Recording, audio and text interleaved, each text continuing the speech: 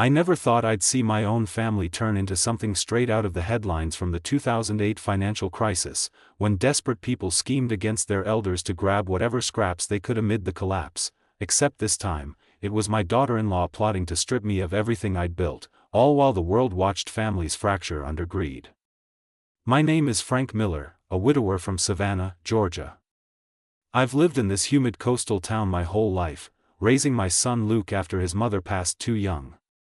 These days, I'm in my late 70s, sharp as ever from decades as a Mandarin interpreter at the hospital, but folks around me started whispering about my memory decline.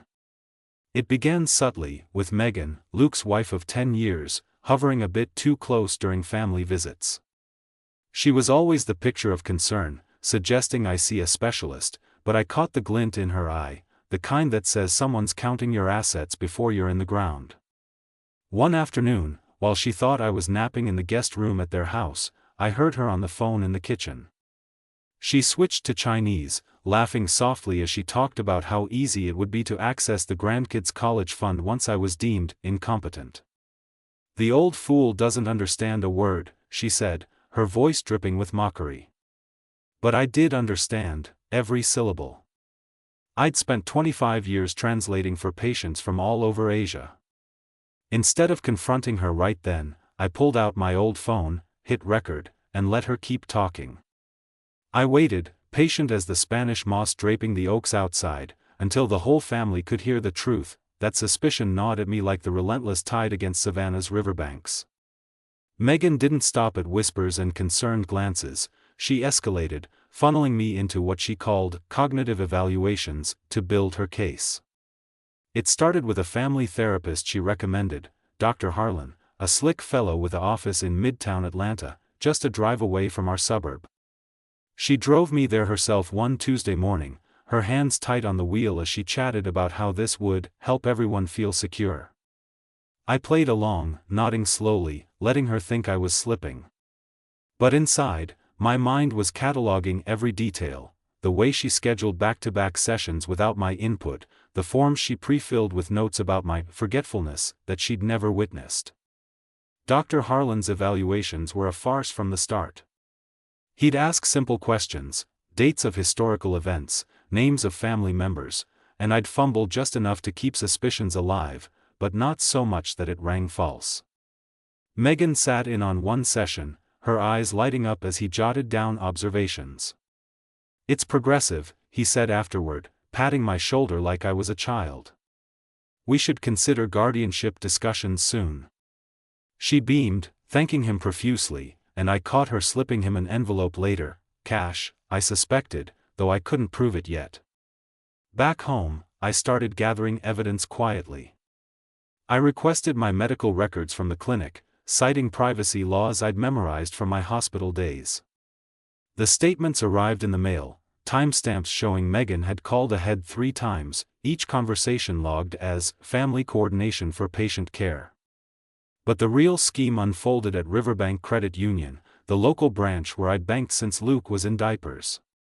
One crisp fall day, I stopped by to check on the grandkids' college fund, a modest but steady nest egg from my late wife's life insurance, earmarked for their futures.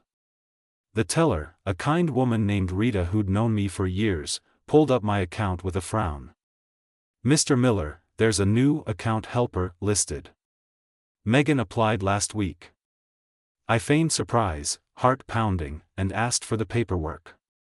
There it was, my signature, forged shakily on the authorization form, dated 2 days after a family barbecue where I'd been nowhere near a pen. The loops on the F were too tight, the tail of the R too short, nothing like my clean, practiced script from signing discharge papers at the hospital. I didn't confront the bank then. Instead, I drove straight to the DMV in town, where an old contact from my interpreter days pulled my file. Clean signature samples, scanned and dated, right there in black and white. I also subpoenaed, through a quick call to a lawyer friend, my phone records. The metadata showed calls from Megan's number to the credit union on the day of the forgery, lasting just under 5 minutes each. Piece by piece, I built the file in a locked drawer in my study, the one with the oak desk overlooking the marsh. Nights blurred into research, elder fraud statutes, how joint accounts could be manipulated. I even dusted off my Mandarin phrasebooks, practicing responses for the moment I'd need them. The breaking point came at Sunday dinner at Luke and Megan's place, a sprawling ranch-style house on the outskirts of Savannah, with the kids running wild in the backyard. The table was set with fried chicken, collards, and cornbread, tradition, or so I thought. Luke was buried in work emails, oblivious as always, while the grandkids, Emma and little Jack, chattered about school. Megan served the meal with her usual smile, but as dessert rolled around, pecan pie, my favorite, she leaned toward her sister on the phone, speaker off but volume low. They switched to Mandarin, assuming the table was none the wiser. "Easy money now," she said, voice laced with excitement. "The old man won't fight it. Once the evaluations stick, the fun's ours for the taking." I let her finish, fork paused mid-air, the room humming with casual talk. Then, casual as checking the time, I replied in flawless Mandarin, "Is that so? Tell me more about this easy money." The words hung like humidity before a storm. Megan's face drained of color, her phone clattering to the table. Luke looked up, confused, as I pulled out the small speaker from my pocket, the one connected to my phone, and hit play. Her laughter from that afternoon in the kitchen filled the air, clear as the river outside, mocking my supposed decline, plotting the fund's drain. The room froze. Emma's eyes widened, Jack stopped mid-bite. Luke's jaw tightened, staring at his wife like she'd grown a second head. Dr. Harlan, who'd been invited as a family friend, stammered excuses and left early. By Monday, his notes on my cognition were withdrawn, third-party influence, he called it in a hurried email, citing ethical guidelines. But the damage to Megan's plan was just beginning. A few days later, Luke's firm's bookkeeper, a no-nonsense woman named Carla, pulled him aside at work. "Someone tried to snag a business loan using your dad's lake trailer as collateral," she said. "The trailer, my weekend retreat on the Ogeechee River, bought outright decades ago." Luke related to me that evening, voice shaking.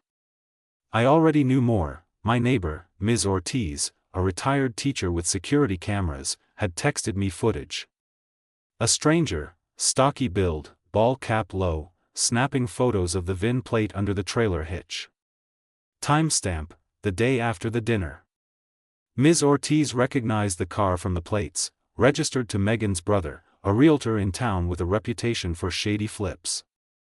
They were prepping a rush sale, I pieced together, liquidate my assets quick, before anyone noticed.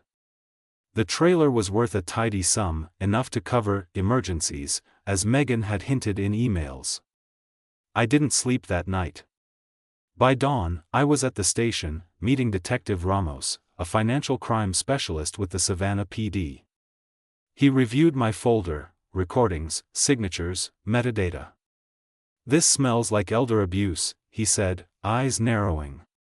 We looped in an attorney, Ms. Patel, specializing in the same. She moved fast, a protective order against Megan accessing my accounts, freezing any disputed transfers. Subpoenas flew to the bank, logs, transaction histories. The auditor's report hit like a gale. Fake care payments, thousands siphoned as reimbursements for non-existent therapies. An attempted lien on my home equity line, disguised as a medical bill. And the rounding schemes, pennies here, dollars there on small checks, adding up to over $5,000 in a year. Simple cash withdrawals? No, systematic theft. Ms. Patel called it a classic pattern. "She's building a narrative of incapacity to justify it all," she explained over coffee at a diner near the courthouse. Then came the second twist, deeper and more personal. Records from my primary care doctor surfaced during the subpoena, notes pushing for a dementia diagnosis. Attached, family letters, supposedly from me, detailing confusion and lapses. But the phrasing was off, stiff, unnatural. "I've been forgetting my wife's recipes," one read, "when I'd never baked a day in my life, she was the cook. I took them to the nurse at the clinic, Sarah, who'd handled my late wife's care years back. She compared the style to my old emails about hospice visits. Mine were direct, factual, laced with interpreter precision. "This isn't you, Mr. Miller," she said, flagging the discrepancies for the attorney. My former employer, the hospital where I'd translated for 25 years, provided the clincher. A letter from the director, Frank Miller, served as our lead Mandarin interpreter, handling complex cases with unflagging acuity. His mind is razor-sharp, any claims otherwise are baseless. It arrived just as the preliminary hearing loomed. The courthouse in downtown Savannah buzzed with clerks and lawyers, but I walked in steady, folder in hand. The judge, a stern woman with glasses perched low, admitted the recordings and bank logs without hesitation. "This constitutes suspected elder abuse," she ruled, triggering mandatory reporting to Adult Protective Services. The pending home deal, Megan's brother had lined up a buyer for the trailer, collapsed under a bank fraud flag. She lost her deposit, a cool $10,000, and whispers reached me that her job at the real estate firm suspended her pending investigation. Luke and I met with the bank that week, locking down the college funds under a 3-signature rule, me, him, and Ms. Patel as trustee. No moves without consensus. As the gavel fell, I looked at Megan across the room, pale, flanked by her lawyer. She'd underestimated the quiet man from Savannah, the one who'd listened to secrets in operating rooms and boardrooms alike. The tide had turned, and my family's future was secure once more. But the scars lingered, a reminder that trust, like the marsh grass, bends but doesn't always break clean. The weeks following the hearing felt like the calm after a hurricane in Savannah, debris scattered, skies clearing, but the air still thick with the scent of upheaval. I returned to my modest bungalow on the edge of the historic district, the one with the creaky porch swing where I'd spent evenings reading to young Luke. The protective order was in place, a paper shield against Megan's maneuvers, but the real work was mending what she'd cracked in our family. Luke called every day, his voice laced with guilt he hadn't earned. "Dad, I should have seen it," he'd say, the words heavy over the line. I reassured him, but truth be told, the betrayal stung deeper than any forged signature. Ms. Patel, my attorney, kept the momentum going. She filed for a full audit of all joint accounts, uncovering more threads in Megan's web. It turned out she'd been dipping into a small retirement stipend I'd set up for the grandkids, nothing massive, but enough to fund her weekend spa trips, masked as grocery runs on the statements. The bank, embarrassed by the oversight, waived fees and added extra security, biometric locks, dual authentication. Detective Ramos paid a visit one rainy afternoon, his badge glinting under the foyer light. "We've got enough for charges," he said, flipping through photos from Ms. Ortiz's camera. The stranger photographing the trailer? Megan's brother, caught on a second angle entering a real estate office afterward. Embezzlement, forgery, elder exploitation, the list grew. But I hesitated on pressing full charges. "Let the law handle what it must," I told him, but the families suffered enough spectacle. Luke filed for separation that same month, a quiet affair handled through neutral mediators. He moved into a rental near the water, closer to his firm's office, and the kids shuttled between homes without the drama Megan once orchestrated. Emma, at 12, started asking questions during our weekend fishing trips on the Ogeechee. "Why did Mommy lie, Grandpa?" she'd say, casting her line with a frown. I'd pause, the river lapping at the boat, and explain it's simple: greed can whisper lies to good people, but truth always surfaces like a cork. Jack, only 7, drew pictures of bad spies getting caught, his way of processing the chaos. I cherished those moments, teaching them knots and casts, rebuilding trust one ripple at a time. Work for Luke stabilized, though the scandal rippled through his colleagues. Carla, the bookkeeper who'd tipped him off, became an ally, reviewing his finances pro bono to ensure no loose ends. "Families like yours need guardians too," she said over lunch at a riverside cafe. Megan, meanwhile, faced her own storms. Suspended from the real estate firm, she scrambled for freelance gigs, but word spread fast in Savannah's tight-knit circles. Her brother distanced himself, cutting ties to avoid the fallout from the collapsed trailer deal. The lost deposit burned her, 10 grand down the drain, plus legal fees piling up. I heard through mutual friends she'd taken a part-time job at a call center, her Mandarin skills ironically put to use answering lines for an import company. The elder abuse reporting kicked in mandatory counseling for the whole family. Adult Protective Services assigned a caseworker, Ms. Jenkins, who visited my home bi-weekly.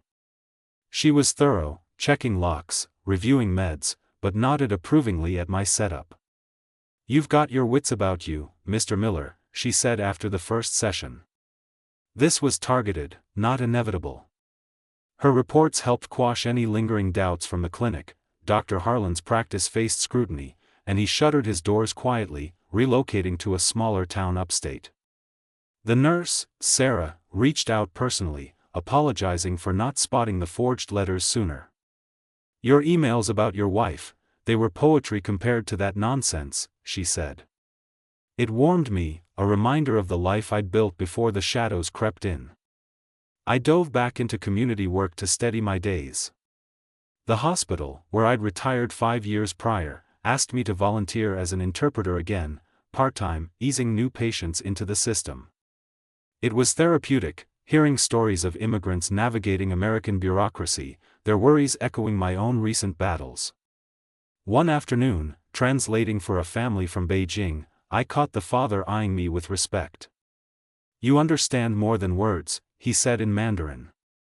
I smiled, thinking of Megan's miscalculation. My skills weren't relics, they were weapons she'd never anticipated. Luke and I grew closer in the aftermath. We tackled the college fund together, reallocating portions for the kids' activities, Emma's art classes, Jack's soccer league. No more 3-signature rule needed, trust rebuilt on transparency. One evening, as the sun dipped low over the marshes, we sat on my porch with cold beers. "I almost lost everything," he admitted, staring at the fireflies. "But you saved us, Dad." I shook my head. "We saved each other. Blood's thicker than schemes." Megan's attempts to slink back surfaced sporadically. A letter arrived via her lawyer, proposing reconciliation for the kid's sake, vague apologies, no admissions. Luke shredded it unread. Another time, she showed up at a school event, lingering on the sidelines. The protective order kept her at bay, but her eyes met mine across the field, pleading. I turned away, focusing on Jack's goal. Forgiveness? Maybe in time, but justice first. The detective closed the case by spring, charges reduced to misdemeanor fraud after Megan's guilty plea. Community service, restitution, 5 grand back to the fund, plus the skimmed amounts. It wasn't vengeance, but vindication. Savannah's whispers faded, neighbors like Ms. Ortiz brought casseroles, sharing tales of their own close calls. "You're a fighter, Frank," she said, patting my arm. Looking back, that 2008 crisis hook feels prophetic, not economic collapse, but personal. Greed erodes foundations, but resilience rebuilds. My grandkids' futures shine brighter now, untainted. And me? Still sharp, still here, guarding the tide. Spring arrived in Savannah like a gentle exhalation, azaleas blooming along the squares and the air carrying hints of salt and renewal. But for me, the seasons blurred into a rhythm of vigilance and quiet victories. The guilty plea in Megan's case wrapped up in April, a subdued affair in the county courthouse where the oak panels seemed to absorb the tension. She stood there in a simple blouse, eyes downcast, mumbling agreements to the terms, 200 hours of community service at a local senior center, restitution totaling $8,000 funneled directly into the grandkids' education accounts, and a 2-year probation barring her from financial dealings with family. The judge's voice echoed firm, "Elder abuse erodes the fabric of trust, let this serve as reminder." I sat in the back row, arms crossed, feeling no triumph, only the weight of what might have been if I'd stayed silent longer. Luke attended alone that day, we'd agreed it best he represent the family. Afterward, He met me at Forsyth Park, where Spanish moss draped the live oaks like veils. "It's over, Dad," he said, handing me a coffee from the nearby cart. "She'll move on, out of state maybe." Rumors swirled that Megan had family in Atlanta, a cousin with a spare room. Her real estate license hung in limbo, the suspension stretching as complaints piled up from former clients suspicious of her ethics. I nodded, watching squirrels dart across the grass. "Over for the courts, son. But healing? That's a longer road." The restitution came in installments, the first check arriving with a sterile bank envelope, no note, no apology. I deposited it promptly, watching the balance tick up on the college fund app. Emma noticed during one of our baking sessions, simple cookies, her hands dusted in flour. "Is that from Mommy's sorry money?" she asked, blunt as a child's curiosity. I knelt to her level, wiping a smudge from her cheek. "It's money to help you and Jack grow strong, no strings. Focus on your drawings, they're your future." She beamed, sketching a family picnic under a too large sun. Those afternoons in my kitchen became sanctuary, the scent of vanilla chasing away shadows. Ms. Jenkins, the APS caseworker, closed my file after 3 months of check-ins. "You're a model of resilience, Mr. Miller," she declared during her final visit, surveying the organized shelves of my study. The locked drawer was empty now, evidence archived with Ms. Patel. "If anything changes, call." It freed me to expand my hospital volunteering. Mornings thrice a week, I'd arrive at the old brick building, badge clipped to my shirt, translating for oncology rounds or ER intakes. Patients from China, Taiwan, Vietnam, their gratitude was payment enough. One elderly gentleman, recovering from a stroke, gripped my hand after a session. "You speak our language, truly," he said in halting Mandarin. It struck me, language as bridge, not barrier, the irony of Megan's downfall rooted in the very skill she'd mocked. Luke's life steadied too. His firm promoted him to senior partner, citing his unwavering integrity in handling the personal scandal without letting it taint work. Carla, the bookkeeper, joked it was her doing, pushing his resume with a glowing reference. He bought a small house near the river, 2 bedrooms for the kids' visits, furnished with pieces from my attic, the rocking chair from Luke's nursery, a bookshelf heavy with history books. We spent weekends restoring it, sanding floors and painting walls, sweat mixing with laughter. "This feels like home again," he said one Saturday, hammer in hand.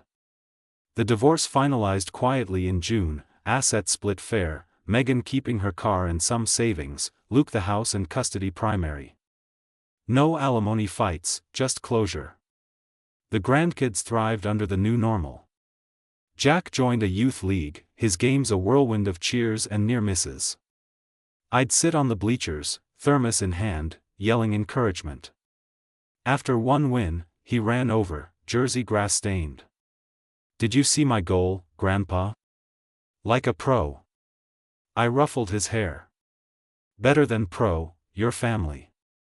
Emma's art blossomed, her school held an exhibit, and her piece, a collage of rivers and roots, earned a ribbon. Megan attended from afar, restricted to supervised visits, but the kids waved politely, boundaries clear.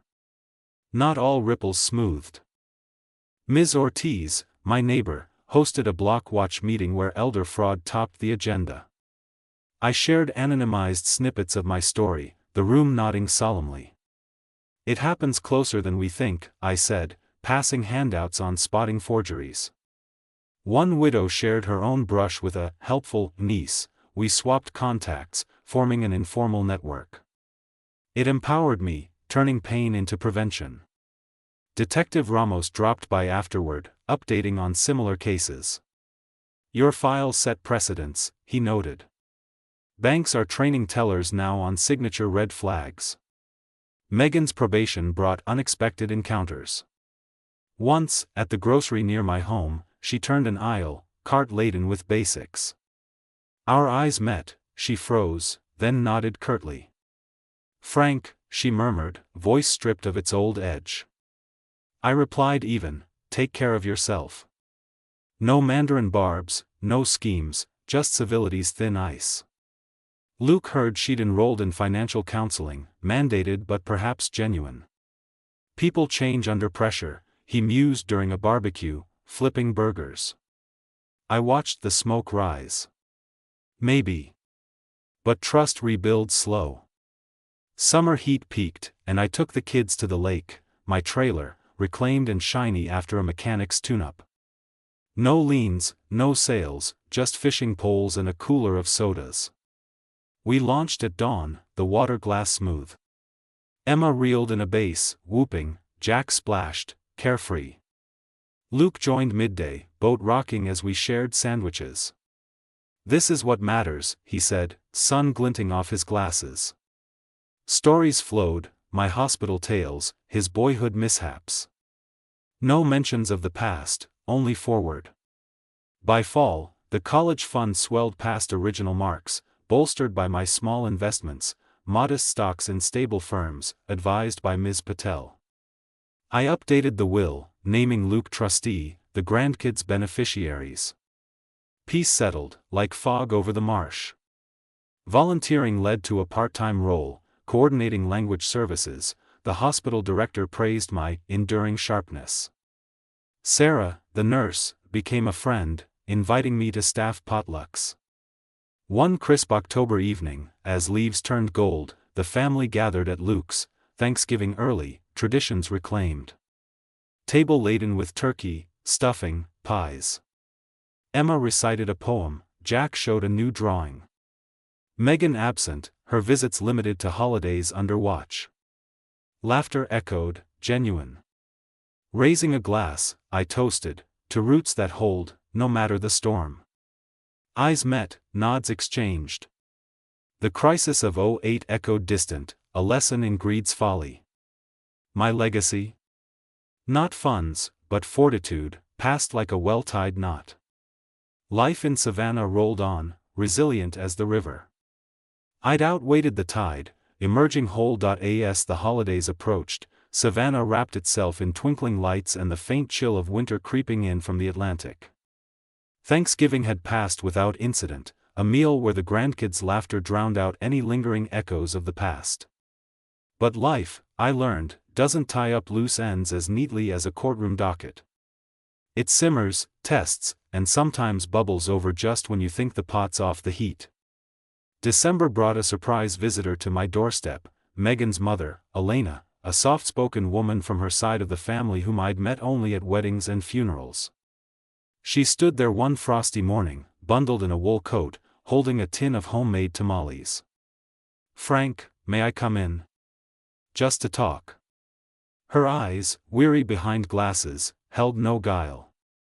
I hesitated, the protective order's fine print flashing in my mind, but she wasn't Megan, she was a grandmother too, caught in the crossfire. We sat in the living room, steam rising from mugs of hot cider. "My daughter, she's lost her way," Elena said, voice cracking. "The greed, it came from hard times after her father died. But what she did to you, unforgivable." She didn't defend, just shared fragments, Megan's childhood in a cramped apartment, dreams of stability twisted into shortcuts. It humanized her, if only a fraction.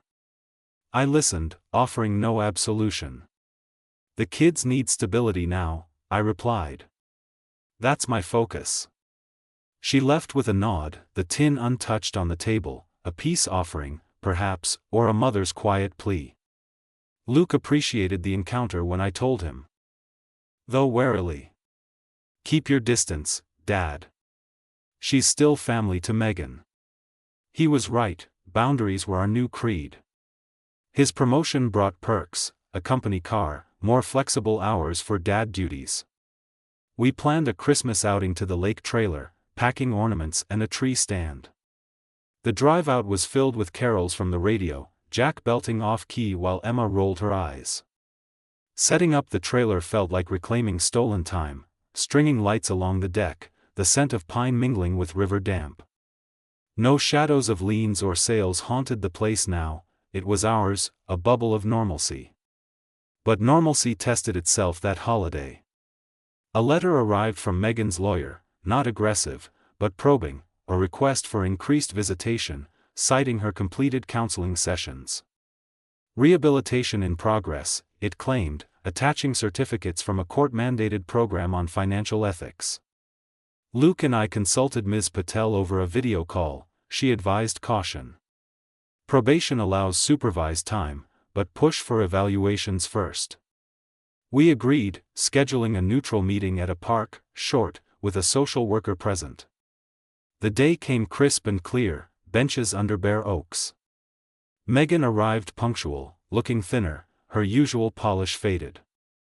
Emma hugged her tentatively, Jack hung back, clutching my hand. The hour passed in awkward small talk, school updates, holiday plans. Megan's eyes lingered on the kids, a mix of longing and regret. "I've learned, you know," she said softly to me when the children played nearby. The Mandarin, the recordings, I was desperate, stupid. I met her gaze steadily. Desperation doesn't excuse theft from family. Words are cheap, actions prove change. She nodded, tears welling, but I saw no spark of the old manipulation. The social worker noted it positively in her report, recommending gradual expansion. Luke, ever the optimist, saw potential, I reserved judgment. New Year's Eve brought reflection.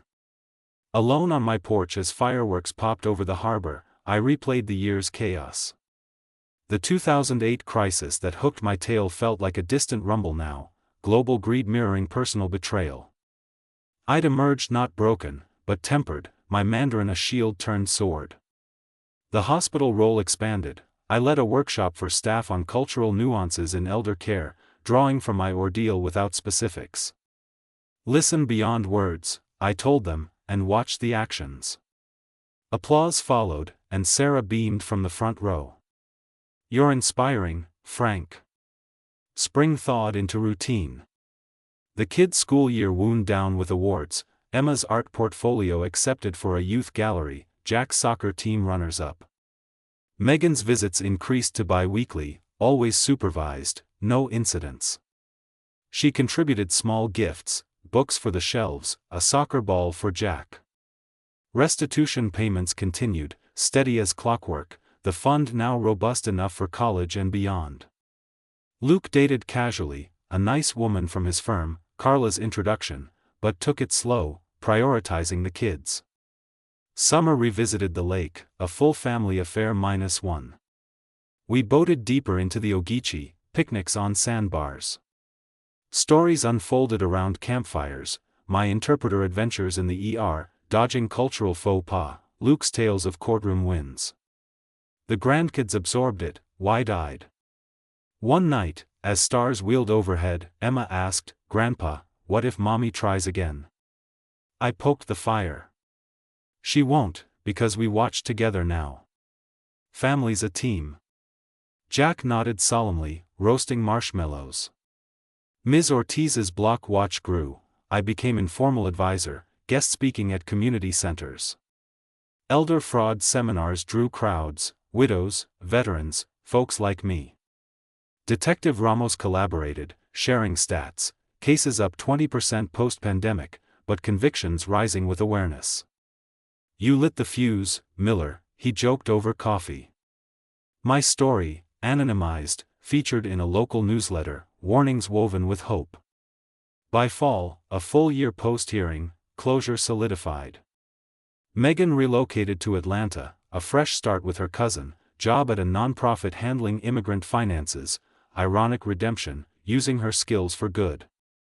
Luke and Carla's relationship bloomed, she joined dinners, her laugh filling the house.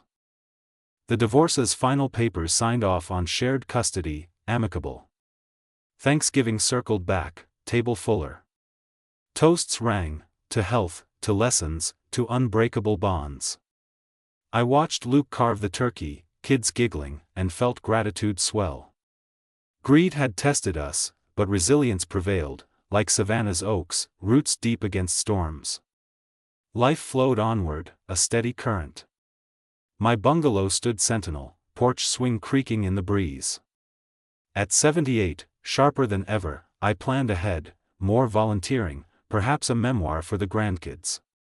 The tide of betrayal receded, leaving shores renewed. In the end, family wasn't about perfection, but persistence, the quiet strength that outlasts schemes. As autumn leaves painted Savannah's streets in hues of amber and crimson, the second year post-betrayal dawned with a deceptive serenity. I'd turned 79 in September, marked by a low-key gathering at Luke's house, Carla's pecan pie taking center stage, the grandkids presenting a handmade card etched with drawings of interpreters and detectives. Life had settled into grooves worn smooth by time and trials, but I knew from my hospital days that healing often hid fresh scars. This chapter brought one last ripple from the past, not destructive, but probing the foundations we'd rebuilt. It started with a call from Detective Ramos in early November, his voice carrying the gravel of late nights. "Miller, got a lead on a related case up in Atlanta. Thought you'd want to know." Megan's name popped in an internal audit at her nonprofit. My pulse quickened, old instincts flared. Was this another scheme, or just echoes? He explained, a coworker reported discrepancies in grant funds for immigrant families, small schemes similar to my rounding errors. Megan wasn't the lead, but she'd handled paperwork. Probation violation potential, Ramos said. Cooperation could keep it minor. I thanked him, mind racing to Luke. We debated over dinner that night, Carla listening quietly. "Do we get involved?" Luke asked, fork paused over his plate. I weighed it, stirring the pot might reopen wounds, but silence enabled more victims. Alert the authorities if it fits the pattern, I decided. But no direct confrontation. Ramos handled the tip discreetly. Within weeks, the nonprofit's board investigated internally. Megan, it turned out, had flagged the irregularities herself, anonymous at first, then stepping forward when pressed. Her counseling had taken root, turning desperation into diligence. The scam artist? A junior admin, fired on the spot, charges pending. Megan's probation officer commended her, extending a clean slate letter. Luke received a copy via mail, his brow furrowing as he read it aloud. "She's turning it around, Dad. For real this time?" I nodded slowly. "Actions, remember? We'll see." The incident prompted a family council, Luke, me, and the kids via a gentle discussion. Emma, now 13, was perceptive. "Mommy helping others like you helped us?" Jack chimed in, "She's a good spy now, catching bad guys." We laughed, but it eased the air. Visitation expanded unsupervised for holidays, Ms. Patel's approval stamped. Christmas loomed with tentative inclusion, Megan invited to the lake trailer for an afternoon, boundaries firm, no overnights, no finances discussed. The drive up felt charged, frost etching the windows. Luke drove, Carla beside him, while I rode with the grandkids in back, playing license plate games to distract. The trailer gleamed under holiday lights we'd strung, a far cry from the wind-snapping shadows of old. Megan arrived early, arms full of wrapped gifts, books on history for me, art supplies for Emma, a model boat kit for Jack. Her smile was cautious, makeup light, hair pulled back simple. "Merry Christmas, Frank," she said, extending a hand. I shook it, firm but neutral. "To you too." The afternoon unfolded tentatively, hot cocoa by the fire pit, kids opening presents amid wrapping paper chaos. Megan shared updates on her work, coordinating language resources for new arrivals, echoing my own path. "I've been volunteering translations," she admitted during a quiet moment by the water. "Learned from the best. No apology rehash. Just acknowledgement." Luke watched her play with Jack, building the boat model, a softness in his eyes. Emma sketched nearby, including her mom in the scene. No Mandarin slips, no glints of greed, only a woman piecing herself back. New Year's brought expansion to my world. The hospital's elder care initiative grew, and I co-authored a pamphlet on fraud prevention, drawing from anonymized experiences. Spot the signs, protecting your legacy, it titled, distributed at clinics and libraries. Ms. Ortiz organized launches, her block watch swelling to neighborhood chapters. One evening seminar, a room of 60 attendees hung on my words, trust your instincts, document quietly. Questions poured, how to verify signatures, when to call authorities. Sarah attended, proud, you're making waves, Frank. Detective Ramos even contributed a foreword, praising community vigilance. Luke and Carla announced their engagement in February, a simple ring glinting over brunch.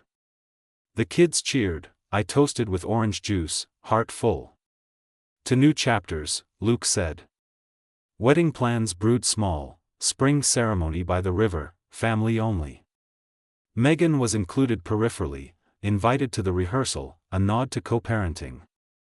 Her response came prompt, an RSVP yes, with a card for the couple.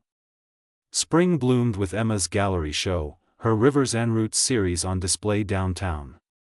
The opening night buzzed, critics nodding, locals milling. Megan attended, standing apart but clapping loudest for her daughter's ribbon. Proud of you, Em, she whispered, hugging quick. Jack's soccer season peaked with a championship. Megan cheered from the stands, scarf in team colors. I sat nearby, noting the normalcy, no drama, just presence. Summer revisited old grounds, a family vacation to the Georgia coast, rented cabin with no history tied to schemes. Days blurred in sandcastles and swims, nights in board games. Megan joined for 2 days, her probation lifting fully by then. Interactions stayed light, shared meals, walks on the beach. One sunset, as waves lapped, she approached me alone. Frank, I can't undo the past, but I've paid forward. The nonprofit, the tips, it's my restitution beyond courts. I looked out at the horizon. Redemption's inconsistency, Megan. Keep it. She nodded, walking away lighter. Fall circled to my 80th birthday, a milestone marked grander, backyard barbecue at Luke's, with Carla's kin joining. Speeches flowed, Luke recounting boyhood fishing, Emma reading a poem on sharp grandpas, Jack presenting a trophy from his league MVP. Megan arrived last, gift in hand, a framed photo from the lake, all of us smiling post-revelation. For the man who taught forgiveness through strength, her card read. I hung it in my study, beside the oak desk. Thanksgiving united us fully, table set for 11, laughter weaving through turkey aromas. Toasts echoed, to trials overcome, to bonds reforged. The 2008 crisis that started my tale felt ancient, a cautionary echo. Greed had fractured, but time mended, leaving a family tempered, wiser. Life in Savannah persisted, resilient as ever. At 80, my mind hummed, volunteering steady, stories for the grandkids endless. The bungalow porch swing hosted reflections, tides turning eternal. Legacy wasn't in funds or fights, but in the quiet persistence that outshone shadows. Winter deepened in Savannah, frost etching patterns on windows like fragile memories. My 80th year unfolded with a steady cadence, the hospital volunteering now a cornerstone, mornings translating for diverse patients, afternoons mentoring young interpreters. You've got the ear for it, the director said, promoting me to coordinator. It filled days with purpose, echoes of my past battles turning to bridges for others. Luke and Carla's wedding came in April, a riverside affair under blooming dogwoods. The ceremony was intimate, vows exchanged on a dock, the Ogeechee murmuring approval. I walked Emma down the aisle, a petal-strewn path, her as flower girl, beaming in a sundress. Jack carried rings, solemn as a best man. Megan attended gracefully, seated midway, clapping with genuine warmth. No disruptions, just a family mosaic, pieced anew. At the reception, under strung lights, she approached with a quiet toast, to fresh starts. I raised my glass. Indeed. The grandkids flourished. Emma, 14 now, dove into digital art, her tablet sketches evolving into animated shorts inspired by my stories. Grandpa's the hero, she'd say, sharing clips over dinner. Jack, 9, excelled in school soccer, his team undefeated. Weekends blended visits, lake trips with Luke, art sessions with me, occasional overnights at Megan's Atlanta apartment, now stable, her nonprofit role secure. One spring evening, a letter arrived from Adult Protective Services, not for me, but commending my advocacy. My pamphlet had sparked statewide workshops. Ms. Jenkins, retired, sent clippings of fraud busts traced to its tips. "You changed the narrative, Frank," she wrote. Detective Ramos followed up with news: Megan's old case file sealed, her record expunged after probation. "Clean slate earned," he grunted over coffee. Summer brought a family reunion at the cabin, all under one roof for the first time. Laughter rang through card games and barbecues, old tensions dissolved like morning mist. Megan shared her journey, counseling insights, a promotion for her translation work. "I see now what I nearly lost," she confided during a bonfire. Forgiveness settled, not flashy, but firm, like roots gripping soil. By fall, the college fund hit milestones, scholarships in sight for the kids. I updated my will once more, adding clauses for community causes. Life's tide ebbed gentle. At 81, sharpness intact, I savored porches and sunsets. The 2008 greed that hooked this saga faded to lessen, betrayal tests, but love endures. Family, reforged, stood unbreakable, Savannah's spirit in our veins.